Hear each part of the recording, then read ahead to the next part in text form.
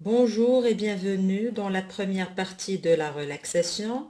Nous allons aujourd'hui travailler sur un chapitre qui fait partie de la psychologie et de la physiologie. On va voir qu'est-ce que c'est la relaxation, euh, quel est l'objectif de la relaxation, ses conditions préalables pour une séance de relaxation, ses indications, ses contre-indications, quelques points de théorie, les différentes méthodes de relaxation et comment réussir sa thérapie par la relaxation. Bon, la relaxation qui permet de faire le vide mental, état où plus aucune pensée parasite ne vient troubler le psychisme, semble la solution idéale, c'est le lâcher-prise. Bon, à envisager en pratique individuelle ou en groupe, la relaxation est un moyen thérapeutique, préventif ou curatif à la portée de tous. Les différentes méthodes qui existent ont toutes pour origine le training autogène, mis au point par le professeur Schultz, inspiré du yoga et de l'auto-hypnose. Une séance peut durer de 10 minutes à 1 heure. Le meilleur moment se trouve être le matin ou le soir après 18 heures.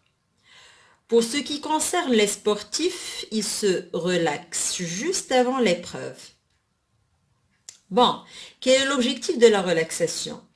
La personne décidée à employer cette thérapie doit savoir qu'elle passe d'abord par une décontraction mentale et musculaire, obtenue par des exercices visant à prendre conscience de son corps et de ses pensées. Pour atteindre ensuite la restructuration de l'individu, diverses techniques proposées par des spécialistes concourent au même résultat: réduction du tonus, tension des muscles striés par une posture appropriée et réduction des muscles involontaires, les muscles lisses, pour arriver ensuite à diminuer, voire faire disparaître le stress. Les conditions préalables pour une séance de relaxation. Il est possible de faire de la relaxation à peu près partout tant que vous êtes confortable, mais certaines conditions sont propices à la réussite d'une séance de relaxation. Une pièce calme, dans la demi-obscurité, une température moyenne, des vêtements lâches, ni trop chauds ni trop légers, en position assise, fauteuil confortable, nuque bien calée et bras reposant sur accoudoir. Ou en position allongée, la tête un peu soutenue et une légère couverture sous le corps. Le patient a les paupières fermées, il est immobile et se concentre sur ses sensations. La séance peut commencer. La relaxation est indiquée chez l'homme normal ou bien les personnes soumises de par de leur profession à des fatigues, des stress ou des émotions violentes. En cas de syndrome respiratoire vasculaire et vasomoteur, syndrome respiratoire, asthme bronchique, syndrome endocrinien et métabolique, syndrome digestif en cas de trouble de la fonction sexuelle, en cas d'affection d'ordre neurologique, des psychoses et en cas de nervosité, telle que, bon, la relaxation est efficace sur les différents symptômes de la névrose, tels que les céphalées, les vertiges, les troubles de l'équilibre, l'insomnie, les crampes. Tous ces symptômes peuvent provoquer de l'anxiété. La relaxation est contre-indiquée chez des sujets réfractaires au relâchement par une volonté toujours tendue, un sujet trop inconscient et ne pouvant participer à l'écoute de ses sensations et pensées, chez un sujet trop inconscient et ne pouvant participer à l'écoute de ses sensations et ses pensées, et en cas des pathologies sévères telles que la schizophrénie, les troubles cardiaques graves et en cas de psychose paranoïaque. Bon, quelques points de théorie, surtout au niveau musculaire. Au niveau du tonus musculaire, les techniques de relaxation impliquent nécessairement une baisse du tonus musculaire et une adaptation respiratoire.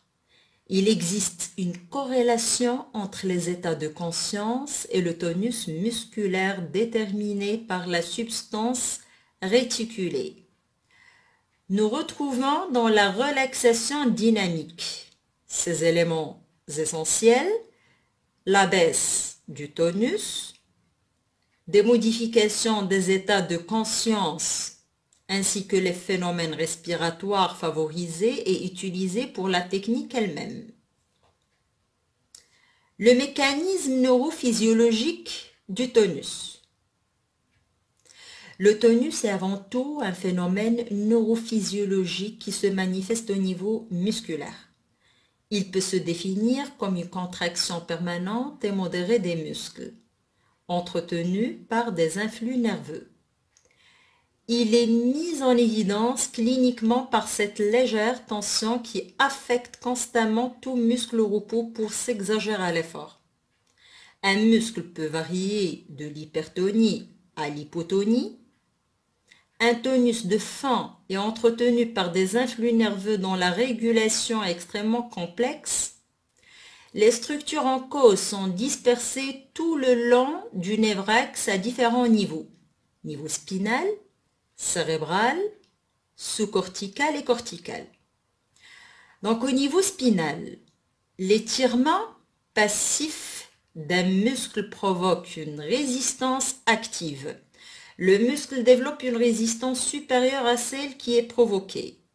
Si au contraire le muscle tendait à se raccourcir par contraction, la boucle marcherait en sens inverse et tendrait à ramener le muscle à sa longueur. Cette réaction est appelée réflexe myotatique. Heureusement, le tonus musculaire se module dans les postures et varie avec les états psychologiques. C'est un système ouvert au monde qui nous environne et même à notre monde interne. Grâce aux voies descendantes du système nerveux central, c'est ainsi que les informations de l'état du muscle transmises par les fibres sensitives du fuseau neuromusculaires sont contrôlées et surtout pondérées par un autre système, le système gamma, qui par son activité amortit les effets de l'étirement ou du relâchement passif du muscle. Cette activation se fait dans les zones de contrôle supérieures, en particulier la zone réticulée. Au niveau sous-cortical, si l'on sectionne le névraxe entre les tubercules quadrijumeaux antérieurs et postérieurs, c'est-à-dire en pleine zone réticulaire, apparaît alors une augmentation des réflexes myotatiques provoquant une rigidité de décérébration. La conclusion est que cette zone a un rôle inhibiteur sur le tonus. Cette région constituée par les substances réticulées du tegmentum mésocéphalique, de l'hypothalamus et du thalamus supérieur, assure la régulation du niveau global de l'organisme en exerçant par ses voies descendantes une action générale sur toute la posture, surtout le tonus. Au niveau cortical, le tonus est également influencé par les messages volontaires issus du contexte cérébral, les facteurs psycho-émotionnels, les processus d'effort provoquent des stimulus à point de départ de l'écorce cérébrale qui influe également sur cette plaque tournante sous-corticale.